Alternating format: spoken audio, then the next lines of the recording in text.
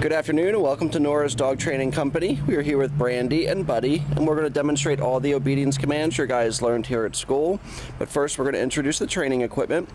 Brandy has a standard 6-foot web training leash, and she keeps the bulk of that leash folded neatly in her right hand, which leaves her left hand free to make a correction. And the only correction we give here at school is a little tug and release on the training collar, which is the second piece of equipment. Now we'll show you how to properly use that and put that on when Buddy goes home. Now, as you notice, Buddy is sitting very nicely at Brandy's left, which is where all obedience training takes place. And the first command we're going to demonstrate is heeling. Heeling is properly walking on the leash, always on your left, no pulling or lagging. And as you can see, he's walking very nicely. And we've also taught Buddy to automatically sit and wait for another command whenever you stop.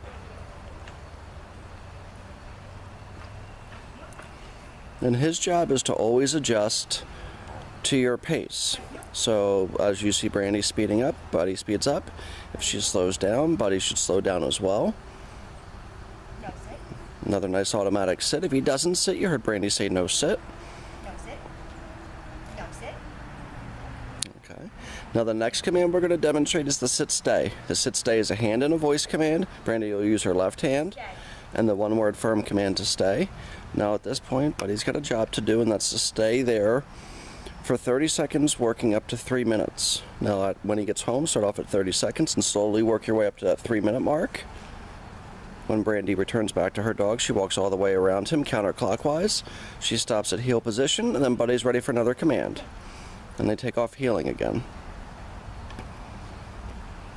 We always encourage our clients and recommend to our clients that when their dog comes home, this is one of the most important things they can do, is work with their dogs every day, if possible multiple times a day, to reinforce these commands.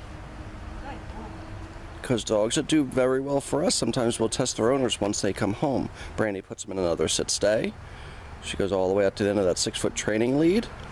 And if you were working in a fenced-in area or indoors, you could drop that lead and increase your distance. Brandy can call him out of that. The command is Buddy come. He should come back to Brandy and sit facing her, which he did a really nice job at.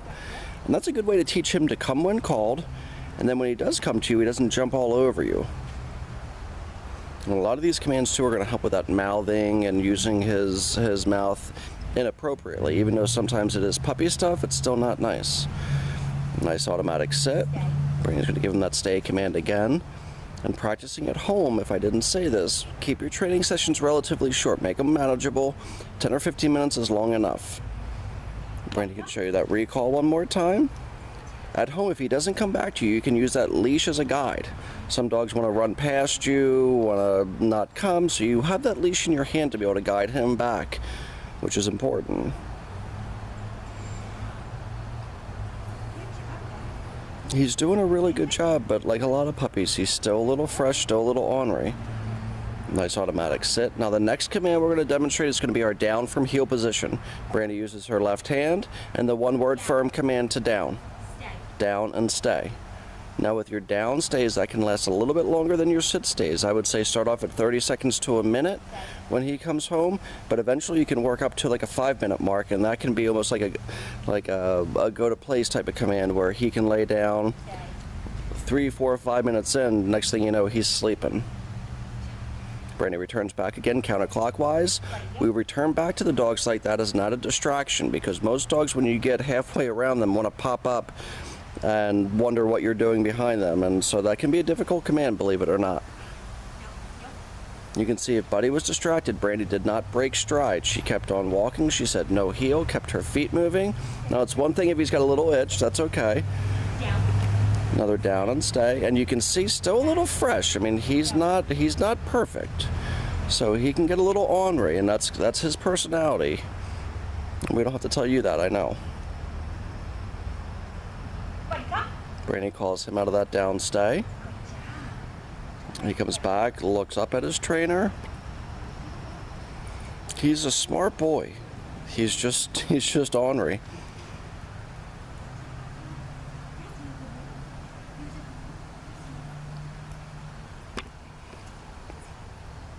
Nice automatic sit. Down. One more down Stay. and stay. One of the important things that we also tell our clients is that when you control your dog's head, you control the whole body. So if you're taking him for a walk, keeping his head up off the ground is important. So he's not grabbing trash, other things that you don't want him to grab. Brandy's going to call him out of that one more time. Comes right back. He's very attentive. He's looking up at his trainer, which is a great thing. I mean, we want him to be happy that we're pleased and we're encouraged, and Buddy does a good job at that. And then the very last command we're going to set up for is going to be our down from a distance, and this is a harder command because we're not right next to the dog. You put your dog in a sit stay. Stay. Take a few steps away in the beginning and use your right hand in the one-word firm command to down. Down. No. Now if he doesn't do it, you heard Brandy say no.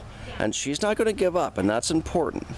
Because if a dog realizes that you're going to be, intimidated or not quite as stubborn as they are, then they're going to challenge you. And that's a really good example of where Brandy didn't give in. She made sure that Buddy was going to do that down from a distance, whether he wanted to or not. We're not asking him to jump through, hoops or anything. So he's done a really nice job here at school. We're always here for you guys after he comes home. He's a great dog, but he is challenging. He is, and that's why he's here. So we want to thank you so much for using Nora's Dog Training Company as your personal dog trainer. And thank you for trusting us. And if you need us in the future, please don't hesitate to call. We're always here for you. Have a great day, and we'll see you soon.